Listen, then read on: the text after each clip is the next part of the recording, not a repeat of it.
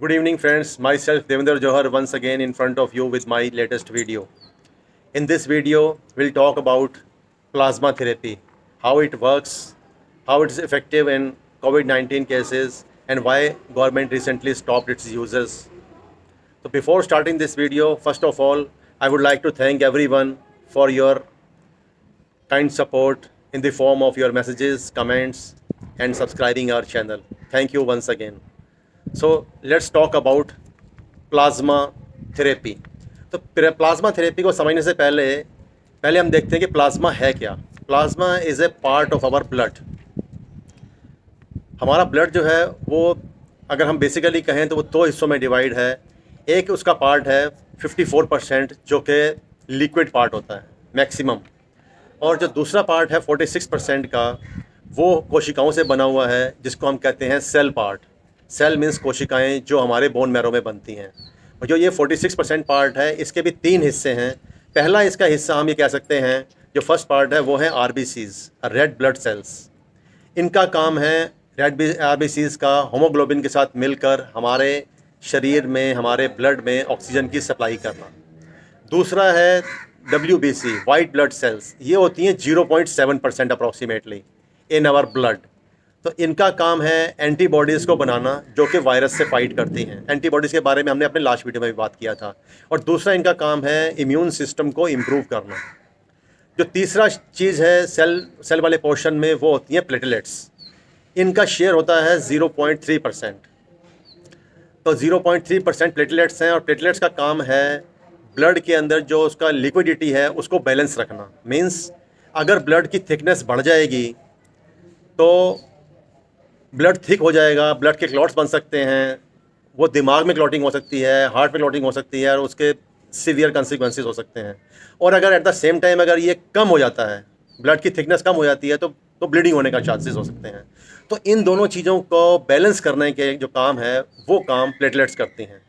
तो इनका शेयर है 0.3%। तो 0.3%, 0.7% WBCs का, और 45% RBCs, ये टोटल मिला के 46% शेयर है हमारे सेल वाले पार्ट का, जो ब्लड का सेल वाला पार्ट है। So remaining part of the blood जो है वो है 54%, और ये होता है लिक्विड वाला पार्ट। इसी लिक्विड वाले पार्ट को हम कहते हैं प्लाज्मा। अब प्लाज्मा जो है लिक्विड जैसा होता है, पानी जैसा, और दूसरा ये कलर में येलो कलर का होता है। अब प्लाज्मा के अंदर क्या क्या चीज़ें होती हैं, ये बना हुआ है तीन चीज़ों से। एक है एंटीबॉडीज़ जो हमारे शरीर में बनी होती हैं, दूसरा होता है एंजाइम्स, और तीसरे होते हैं प्रोटीन्स। इन तीनों चीज़ों को मिलकर प्लाज्मा बनता है।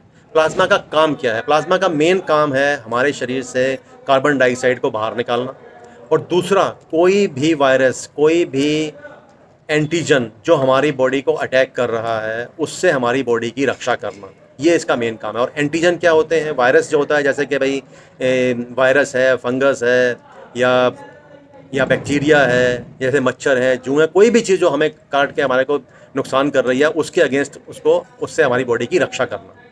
और ये एंटीबॉडीज़ अपने आप बनती हैं।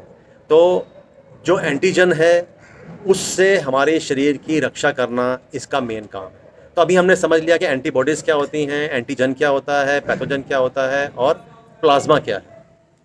नाउ विल सी कि प्लाज्मा थेरेपी काम कैसे करती है। इससे पहले हम जरा ये देख लेते हैं कि प्लाज्मा थेरेपी, मैं जरा आपको बता दूं कि प्लाज्मा थेरेपी कोई नई थेरेपी नहीं है। It's an old therapy. 1910 से ये काम कर रही है, और उस टाइम से जितनी भी मेन डिजीज़ दुनिया में आई हैं, जैसे कि स्पेनिश फ्लू था, या इबोला था, मर्स था, वगैरह वगैरह, बहुत सारी ऐसी दुनिया में बीमारियां हैं जिनके ऊपर प्लाज्मा ने सक्सेसफुली काम किया। तो ये पुरानी एक टेक्निक है, सक्सेसफुली काम करती आई है, इसका अच्छा रिकॉर्ड है, और इसने कोविड के केस में भी काफ़ी काम किया। लेकिन अब गवर्नमेंट ने इसको मना कर दिया इसको यूज़ करने के लिए। वो हम बाद में बात करेंगे कि क्यों मना किया, क्या चक्कर है। पहले हम देखते हैं कि प्लाज्मा थेरेपी काम कैसे करती है। हम एग्जाम्पल के तौर पे हमारे पास में दो पेशेंट हैं। एक है पेशेंट ए जिसको कि कोविड हुआ और वो ठीक हो गया। दूसरा है पेशेंट बी जिसको अभी अभी कोविड हुआ है, उसको 3-4 दिन हुए हैं, और उसका अभी थोड़ा फीवर वगैरह उसको काफ़ी है, खांसी है, और प्रॉब्लम्स हैं उसको। उसका मतलब क्या है कि उसकी बॉडी जो एंटीबॉडीज़ बना रही हैं, वो एंटीबॉडीज़ या तो वीक हैं या सफिशिएंट नंबर में नहीं हैं, इसलिए उसकी बॉडी के एंटीबॉडीज़ उस वायरस को काउंटर नहीं कर पा रहे। तो क्या करना होगा? यहाँ पर प्लाज्मा थेरेपी काम करेगी कि किसी शरीर के, हेल्दी शरीर की बनी हुई एंटीबॉडीज़ को हम इसके शरीर में प्लांट कर दें। तो जो ए पेशेंट ठीक हो चुका हुआ है उसके शरीर से हम, लेकिन 14 डेज से पहले नहीं, जब उसके 14 डेज हो जाएंगे तब उसके बॉडीज़ में एंटीबॉडीज़ बन चुकी होंगी, उसका ब्लड हम लेंगे, उसके ब्लड से हम एंटीबॉडीज़ को निकालेंगे और बी पेशेंट के शरीर में डाल देंगे जिससे कि वो ठीक हो सके। अब इसके ब्लड निकाल कर, पेशेंट ए के शरीर से ब्लड निकाल कर वो उसका प्लाज्मा कैसे निकाला जाएगा, प्लाज्मा से एंटीबॉडीज़ कैसे बनेंगे, ये अब मेन देखने वाली चीज़। इसका एक सेपरेट मैकेनिज़्म है और वो सेपरेट मैकेनिज़्म क्या है, उसको बोलते हैं quantification of the blood. Blood quantification के अंदर क्या होता है कि ये एक मिक्सी टाइप चीज़ होती है जिसमें ब्लड डाल दिया जाता है और मिक्सी को बहुत तेज़ी से चलाते हैं। जब मिक्सी रुकती है तो उसका जो लिक्विड पार्ट होता है वो ऊपर आ जाता है और जो थिक पार्ट होता है वो नीचे रह जाता है। जो ऊपर रह जाता है लिक्विड पार्ट, वो येलो कलर का वही प्लाज्मा है जो कि हमने पेशेंट ए के ब्लड से निकाला है। अब हमें पेशेंट बी के बॉडी में उसको डालना है ताकि इस लिक्विड पार्ट में, प्लाज्मा में जो एंटीबॉडीज़ हैं वो और जो पेशेंट के शरीर में एंटीबॉडीज़ हैं वो दोनों मिलकर जो कोविड का वायरस है उसको फाइट करें और उसको नलीफाई कर दें उसके असर को। तो ये उसका मेन पर्पज़ है। अब इसके बाद में इसको करते कैसे हैं, ये जो एक सेपरेटर की मदद ली जाती है। सेपरेटर एक अलग से इंस्ट्रूमेंट होता है जो कि इस लिक्विड पार्ट और थिक पार्ट को बड़ी बड़ी ही सफाई से, बड़ी क्लेवरली इसको सेपरेट किया जाता है और इसको सेपरेट करने के लिए सेपरेटर का इस्तेमाल करते हैं। और उसके बाद में जो बचा हुआ हिस्सा होता है, जब हमने प्लाज्मा तो पेशेंट के शरीर में डाल दिया, जो बाकी का बचा हुआ हिस्सा है वो वापस उसी जो डोनर है उसके शरीर में वापस डाल दिया जाएगा क्योंकि उसका इसको पेशेंट को इसका कोई यूज़ नहीं है। अब क्या होता है कि इसकी परमिशन दी क्यों गई, प्लाज्मा की परमिशन क्यों दी गई और वापस क्यों ले ली गई? परमिशन इसलिए दी गई क्योंकि इमरजेंसी कंडीशन थी। एकदम से इतने लोग मर रहे थे, वायरस का कहर बहुत ज़्यादा था, एक जिसको कहते हैं कि पैंडमिक की सिचुएशन थी। ठीक है, पैंडमिक की सिचुएशन थी, हॉस्पिटल्स नहीं थे, बेड्स नहीं थे, मेडिसिन्स नहीं थी, वैक्सीन्स नहीं थी और अब कोई और तरीका नहीं था। तो इमरजेंसी कंडीशन में इसकी हमारे को ऑफ लेवल परमिशन गवर्नमेंट ने दी कि आप प्लाज्मा को यूज़ कर सकते हैं। ऑफ लेवल परमिशन का मतलब ये था कि ज़रूरी नहीं है इसका इस्तेमाल करना ही है, अगर ज़रूरत पड़े तो इसका इस्तेमाल किया जाएगा और जब इस्तेमाल किया जाएगा तो उसमें पेशेंट की फैमिली को भी क्लियरली बताया जाएगा कि आपको प्लाज्मा दिया जाएगा, उसके फ़ायदे ये हैं, उसके नुकसान ये हैं, कितने दिनों के अंदर अंदर आपको प्लाज्मा दे देना है, कितने दिनों में आपने अरेंज करना है। और इसके अंदर ये मेन कंडीशन है कि जो पेशेंट ठीक हो चुका है वो 14 डेज़ के बाद ही अपना ब्लड प्लाज्मा डोनेट कर सकता है। 14 डेज़ से पहले उसके अंदर पूरी तरह से एंटीबॉडीज़ नहीं बने होते हैं कोविड के अगेंस्ट उसके 14 डेज़ में ही बनेंगे, तभी वो डोनेट करेगा।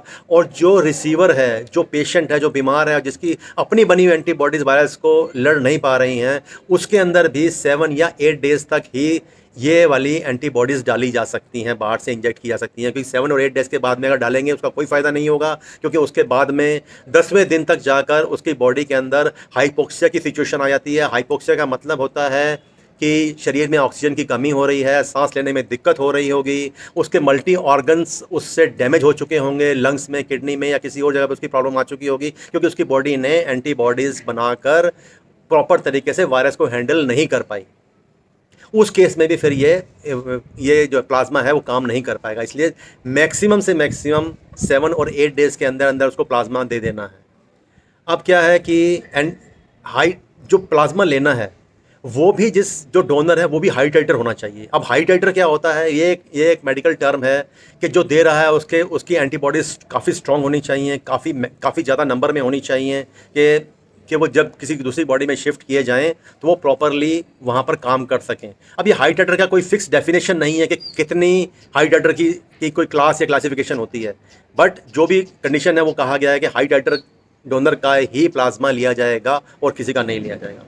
अब इसके बाद में इसको बंद क्यों कर दिया गया? Why government stop the uses of plasma therapy?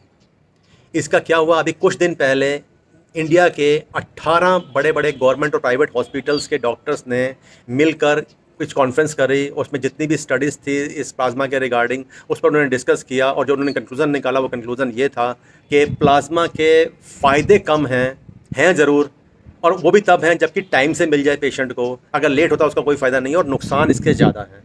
Like अगर उसको किसी को डॉक्टर ने बोल दिया कि आपको प्लाज्मा चाहिए, तीसरे चौथे दिन बोल दिया उसको, जिस दिन लक्षण दिखाई दी तीसरे चौथे दिन उसको बोलते हैं कि आपको प्लाज्मा चाहिए, वो बंदा उसी दिन से टेंशन में आ जाता है। वो उसकी फैमिली को बोलेगा प्लाज्मा अरेंज करो, पूरी फैमिली टेंशन में आ जाएगी। कि प्लाज्मा चाहिए, और 10 दिन के बाद में प्लाज्मा अगर आया भी, अगर 5 से 10 दिन के बाद में आया, उसका कोई यूज़ नहीं होगा। दूसरा, जो डोनर है वो अलग से परेशान हो रहा है कि मैं अभी ठीक होकर हटा हूँ, 4-14 दिन हुए मेरे को, मैं ठीक होकर हटा हूँ, अब कोई मेरे से मांगने आ गया है, अगर मैं हॉस्पिटल में जाऊँगा कहीं मेरे को दोबारा वायरस ना इन्फेक्ट कर ले, मेरे को फिर से कोविड ना हो जाए, या मेरी फैमिली को कोविड ना हो जाए, उसके अपने रिस्क हैं, उसकी अपनी प्रॉब्लम्स हैं। तो ये भी एक चीज़ उन्होंने डॉक्टर्स ने कंसीडर करी कि भाई ये लग रहा है कि इसका फ़ायदा नहीं है, नुक्स अगर है तो बहुत लिमिटेड है, इसलिए हमारे को अगर यूज़ करना है तो बहुत ही लिमिटेड रेस्ट्रिक्टेड यूज़ करना होगा, अदरवाइज़ इसको बंद कर देना चाहिए। और फिर जब उन्होंने अपनी रिपोर्ट की कॉपी ऑल इंडिया एम्स के डायरेक्टर को, आईसीएमआर के हेड को और हेल्थ सेक्रेटरी को भेजी, और तीनों लोगों ने मिलकर ये डिसाइड किया कि अल्टीमेटली दे फाइनलाइज के हमें इसको अब आगे यूज़ नहीं करना है, एटलीस्ट कोविड के केस में। अब इसके बाद में क्या करेंगे, एक टेक्निक और है जिसकी बात चल रही है, उसको बोलते हैं मोनोटोनल एंटीबॉडीज़। जैसे प्लाज्मा की थेरेपी है, ऐसे ही मोनोटोनल एंटीबॉडीज़ की थेरेपी होती है, उसके ऊपर बात चल रही है, बहुत जल्दी इस पर भी काम शुरू हो जाएगा। और एक एंटीबॉडी कॉकटेल, ये 2 नए सिस्टम हैं, 2 नई टेक्निक्स हैं कोविड से फाइट करने के लिए। ये थेरेपीज़ हैं जो आगे काम करेंगी, और अगले वीडियो में या मे बी नेक्स्ट 2-3 वीडियोस में हम लोग इसको डिस्कस करेंगे, ये मोनोक्लोनल एंटीबॉडीज़ क्या होती हैं और एंटीबॉडी कॉकटेल क्या होता है और ये कैसे काम करता है। सो आई होप ये वीडियो आपको पसंद आया होगा। Thank you very much. Please keep sharing my videos. If you are liking it, subscribe it. Have a nice day. Thank you very much.